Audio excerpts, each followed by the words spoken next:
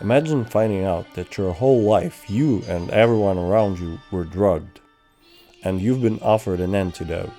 But turns out reality looks even worse than a hallucination. And here's the worst news: other people aren't seeing what you're seeing. Reality isn't shared, it's divided. There are actually 12 different versions of it, one for each type of person. It turns out what you thought was reality is just a shared illusion. And now you've been offered a glimpse of the true identity of the leader of the entire world, the kind of glimpse that doesn't leave you enlightened, it leaves you in need of sedatives. Faith has always been in humanity's emergency backpack. In times of uncertainty, it kicks in like a chemical reaction, biologically, physiologically, and spiritually. It comes in many forms: God, country, revolution, color-coded life goals. Give a person a purpose and their potential is suddenly terrifying. There's almost nothing we can't do. Faith, true, deep faith, has a natural predator: visibility. The moment our belief is exposed to others, it becomes a target. But what if our faith isn't clarity, but a shared delusion? The kind of comforting lie we dare not examine too closely. Because when it breaks, it doesn't just crack, it collapses violently. Like the moment you realize your corporate job was never a stepping stone, it was the destination. But what if you discover it isn't merely wrong, but beyond comprehension? What if it's so alien, so vast, it makes you feel like a child playing with a loaded Smith & Wesson stolen from your mom's purse? What if the answer you've always sought is finally revealed, and you instantly wish you'd never asked the question? That you are better off with a lie, that you needed the lie desperately. Faith of Our Fathers is a very short story, but it makes you wish it were a novel. It's a swift, brutal plunge into the kind of mind Philip K. Dick had to live with every day. And if you're new to him, this might be the perfect introduction.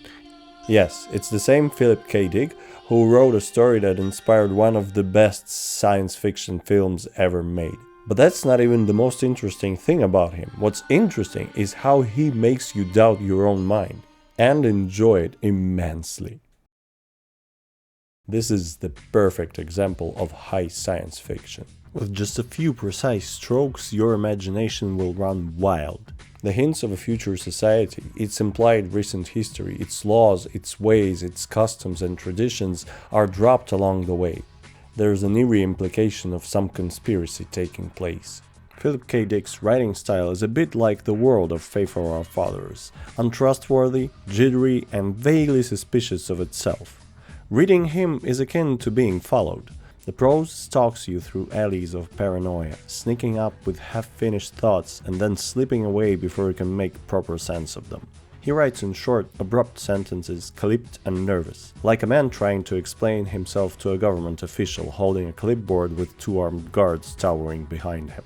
Description is not ornamental for Dick. It's functional, mechanical, and sometimes even skeletal, but never lazy. There's an economy to his words, like someone writing under surveillance. Only the essentials matter. His metaphors are jarring and brilliant almost by accident, as if they occurred to him mid-hallucination and he saw them as revelations. In Faith of Our Fathers, the prose itself seems a little bit drugged. Time stutters, perspective wobbles, even the punctuation is hanging on for dear life. Sentences veer towards coherence and then collapse in on themselves, as though they've remembered that coherence might be a sign of ideological nonconformity.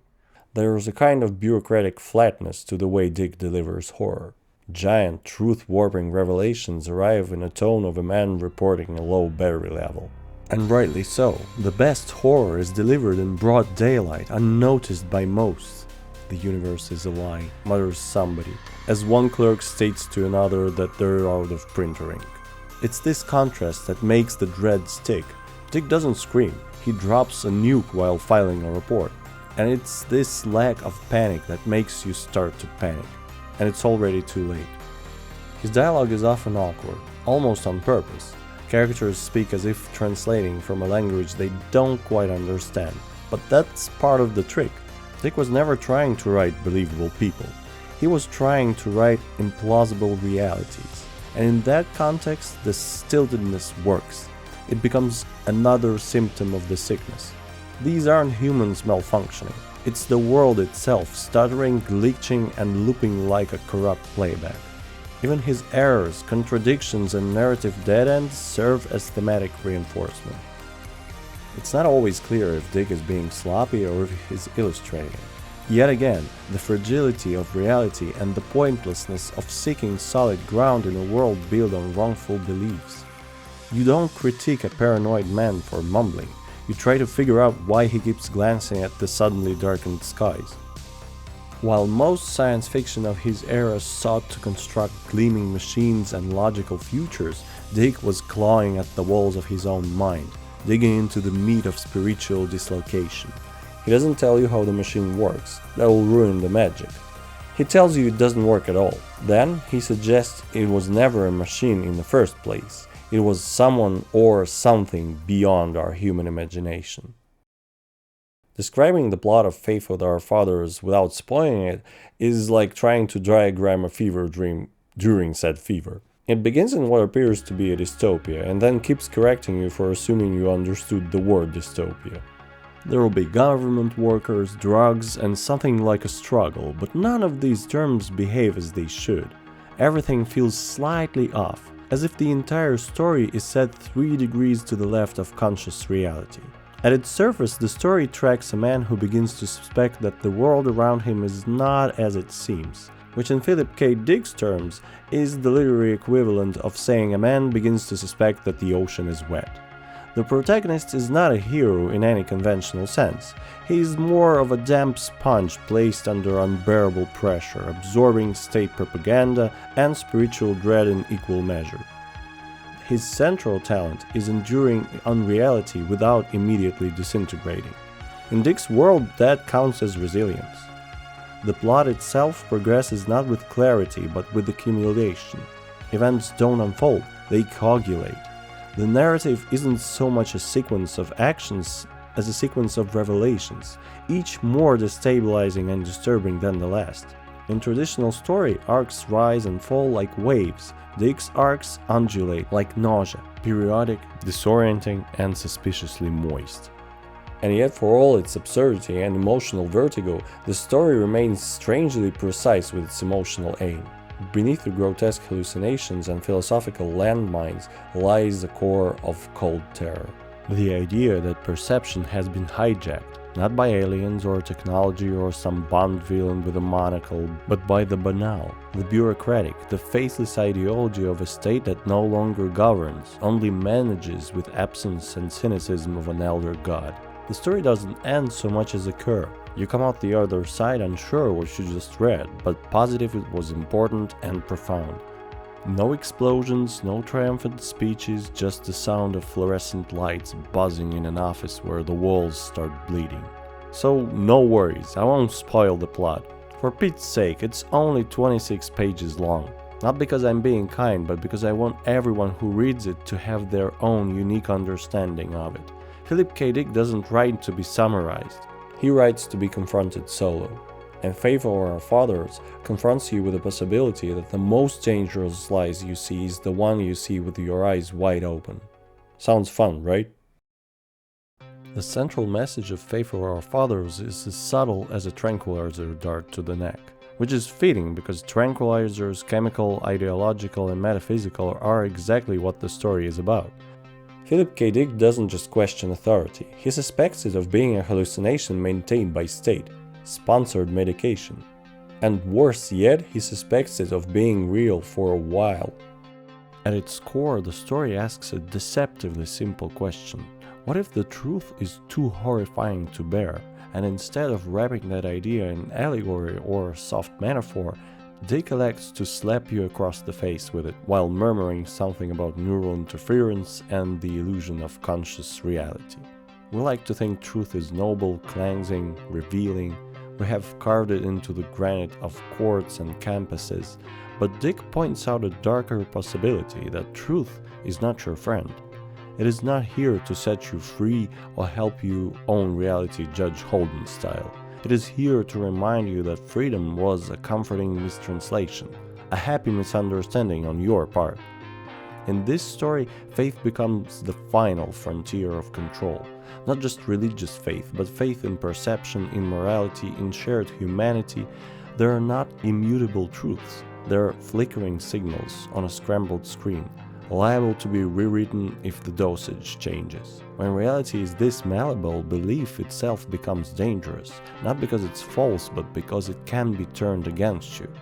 Imagine a tyrant who doesn't just control your actions, but curates your visions, a regime that can turn God into a state employee. The real horror here is not that the leader is inhuman, it's that he might be something far worse, divine, and not the comforting kind of divinity we like to imagine with robes and choirs. No, this is the kind of divinity that makes you feel like a bacterium being examined under a microscope by something older than sin, something unknowable, and worst of all, unloving. There's an almost theological despair to the story's vision, and yet Dick doesn't descend into nihilism. He never gives the reader a lecture or a lesson. He gives them a moment, brief, unforgettable, where the veil slips and what's behind it isn't comforting. He never gives the reader a lecture or a lesson. He gives them a moment, brief, unforgettable, where the veil slips and what's behind it isn't comforting. It doesn't offer answers. It offers a terrifying sense of scale, a perspective, a sense of cosmic smallness so acute it's almost palpable. And what does the character do in the face of this truth? He survives. Barely. Which in Philip K. Dick's universe is the happy ending. You don't slay the dragon, you just learn to hold your breath while in fire. Faith of Our Fathers is not Philip K. Dick's most famous work, not even in his top 5. Faith of Our Fathers is not Philip K. Dick's most famous work, not even in his top 5. It's a short story that flies under the radar, coughs up a god, and disappears before anyone can put up a "don't feed the deity" sign. And yet its impact has lingered like the ringing in the ears and the smell of ozone after a lightning strike. You may not know where it came from, but something fundamental feels shuffled. First, there's the obvious credential. The story was nominated for a 1968 Hugo Award. It didn't win, but that hardly matters. The nomination itself was enough to put it on the map, if only the kind of a map that requires hallucinogens and a magnifying glass to read. The story quietly lodged itself in the mind of readers, scholars, and paranoid grad students, who have since returned to it not for the plot, but for the vibrant pulse.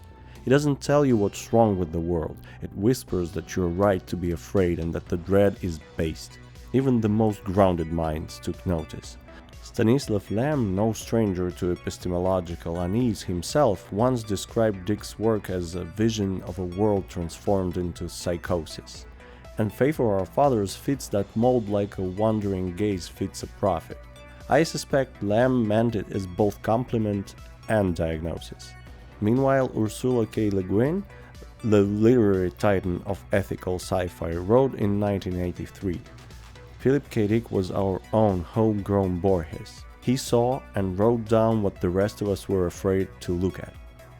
She never mentioned Faith of Our Fathers by name, but she didn't need to. The story practically sits at the head of that twisted family table. Then there's Terry Gilliam, a director whose films are basically unauthorized Philip K. Dick adaptations, performed by clocks, ducks, and bureaucrats, and feels so familiar to anyone who ever experienced a fever dream. When asked about the influence of sci-fi literature on Brazil, he replied, "Dick was always there. He showed us that control and madness were not opposites, they were roommates." Ah, Brazil. Someday, I hope. That's exactly what Faith of Our Fathers gives us. The collision of madness, control, and free will, not as conflicting forces, but as partners in a toxic marriage, an Orwellian domestic arrangement with brain fog instead of barbed wire. And yet, despite this powerful cultural resonance, the story rarely receives top billing. It's the kind of tale that leaves a deeper mark after reading than during. The moment you finish it, you're not just wondering what happened in the story, you're wondering what's happening right now, in your living room, in front of your eyes. Did the light always flicker like that? Is that drink sugar-free or just lying to me? The real impact of Faith of Our Fathers is that it shifts your interpretive center. It doesn't simply cast doubt, it conquers it. You come away not with clarity, but with a more defined uncertainty. A suspicion that the world seams are more visible than you thought, and not all of them are stitched entirely shut, and what peers from behind them might spell the unfathomable. Faith of Our Fathers is not a grand epic. It doesn't arrive with orchestral fanfare or a glossary of alien terms to pretend you're learning something. It is by all measures a short story, brief in length, grand in concept, and profoundly unaccommodating. But for anyone even slightly serious about science fiction as an intellectual endeavor rather than just recreational spaceship management, it is essential. There are no space dogfights, no genetically engineered soldiers, no scene where someone explains faster than light travel by pointing at a napkin and folding it. Instead, what you get is a claustrophobic plunge into the metaphysics of perception, authority, and divinity, stripped of polish, stripped of comfort, and stripped, frankly, of any attempt to please. It is a story that doesn't ask for your attention so much as it trespasses into your mind and waits to see what breaks first, your memory of it or your trust in anything that followed. For the uninitiated, it is the perfect Dickean gateway drug. Not the one laced with action or irony, those come later, but the pure, uncut paranoia Philip K. Dick spent his life mainlining into prose. It's a taste of what makes him not just a genre writer, but a genre architect, elevating it above all prejudice. To read this story is to see the scaffolding of his thought, ugly, rusted, and utterly brilliant.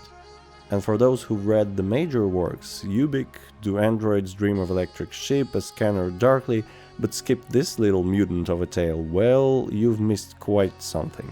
Not something massive in size like a plot twist or a revelation, but something gnawing and essential, a discarded shard of a man's brain still twitching with the deepest concern. It's like discovering Kafka's In the Penal Colony after the trial, shorter, stranger, and in a way more revealing. I can't imagine a fan of Dick who wouldn't adore it.